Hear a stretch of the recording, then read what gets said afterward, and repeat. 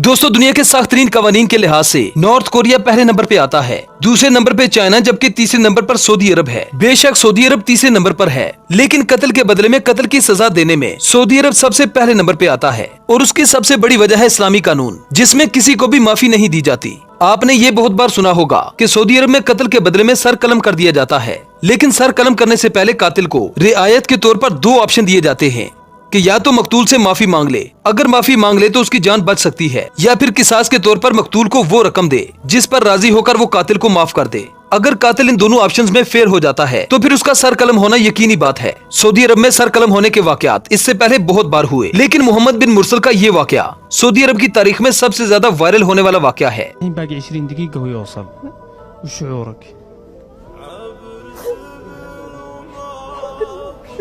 في هذا المشهد يعود مسفر لأحضان والده.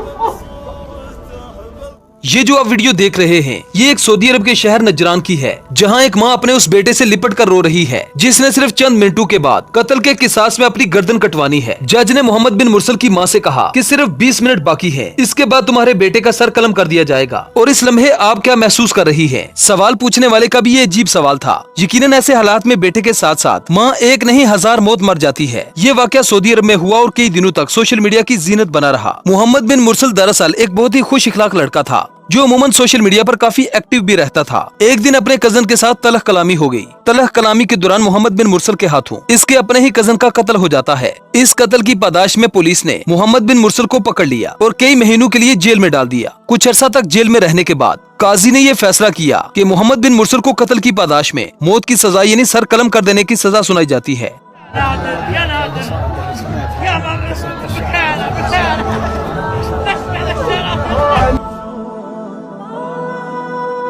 इस वाक़े के वायरल होने की सबसे बड़ी वजह ये थी कि मकतूल के घर वालों ने मुआफी मांगने और दियत देने के बावजूद भी मोहम्मद बिन मुरसल को मुआफ नहीं किया। हत्ता कि सऊदी अरब की तारीख में इस तरह से मुआफी पहले कभी नहीं मांगी गई थी। कातिल के इलाका के 600 लोग, जिनमें बच्चे, जवान और बूढ़े शामिल थे, मकतूल के घर आ पहुंचे और चारों तरफ से घर को घेर लिया। मकतूल के घर के सामने पैसों के अंबार लगा दिए गए। लोग अपनी टांगे बांधकर जमीन पर लेट गए, सरों पर मिट्टी डालने लगे। हर जतन किया ताकि उनको मुआफी मिल जाए और उनके बच्चे की जान बच जाए, लेकिन मकतूल के घर वालों ने उसे माफी नहीं दी। मकतूल के घर के सामने इतने पैसे फेंके गए, इतना कि उनकी अगर 10 नस्लें भी इस पैसे को इस्तेमाल करती तब भी वो इस पैसे को खत्म नहीं कर पाते। लेकिन मुआफ करना दुनिया का सबसे मुश्किल काम है और ये काम हर किसी के बस की बात नहीं। हुब्बे, दस्तारें और सर का कपड़ा अरबों में इज्जत की निशानी समझा जाता है। मुआफी मांगने वाले इन 600 लोगों ने अपनी कमीजें तक उतार दी और मकतूल के घर वालों के सामने गिड़गिड़ाए, जमीन पर नाक रगड़ी। इसके बावजूद भी उन्हें तरस नहीं आया। बस यही वो बड़ी वजह थी जिसकी वजह से ये वाकया सोशल मीडिया पर सारे रिकॉर्ड तोड़ गया। ये वो पहला कातिल था जिसके लिए पूरा सऊदी अरब दुआएं कर रहा था किसी तरीके से इसको माफी मिल जाए और इस 25 साल नौजवान को एक बार फिर से जिंदगी मिल जाए। इन 600 लोगों में शायर भी थे जिन्होंने माफी के कसीदे भी पढ़े। मोहम्मद बिन मुरसल के बच्चों ने रो रो कर जमीन तर कर दी।